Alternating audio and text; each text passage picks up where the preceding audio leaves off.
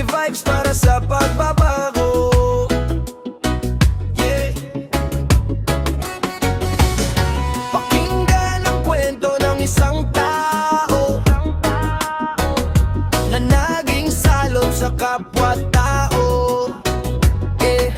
Sa kanto siya'y laging nakatambay, walang ginawa kundi manggulo araw-araw. Mahilig sa gulo at paninira, kapag may problema siya ang pasimuno nila. Hindi marunong rumespeto sa matatanda at pati sa kapwa-tao.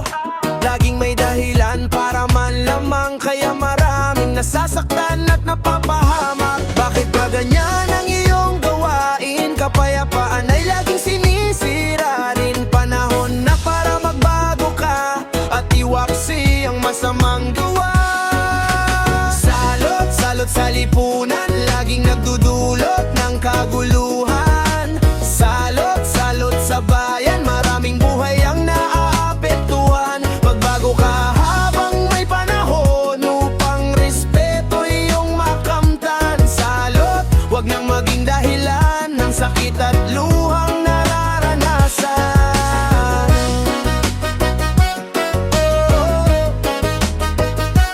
Salot, yeah, yeah. Kung saan makarating ay may problema, parang bagyong dalay, puro perwisyo nga. Kaibigan man o kapitbahay, kapag siya'y dumating, lahat ay nangangambang tunay. Ngunit bawat tao'y may pag-asa, kahit gaano pa kalalim ang pagkakasala. Kung bubuksan ng puso at isipan, may bagong landas na maaring tahakin. Bakit ba ganyan ang iyong gawain? Kapayapaan ay laging sinisira rin. Panahon na para magbago ka at iwaksi ang masamang gawa. Salot, salot sa lipunan,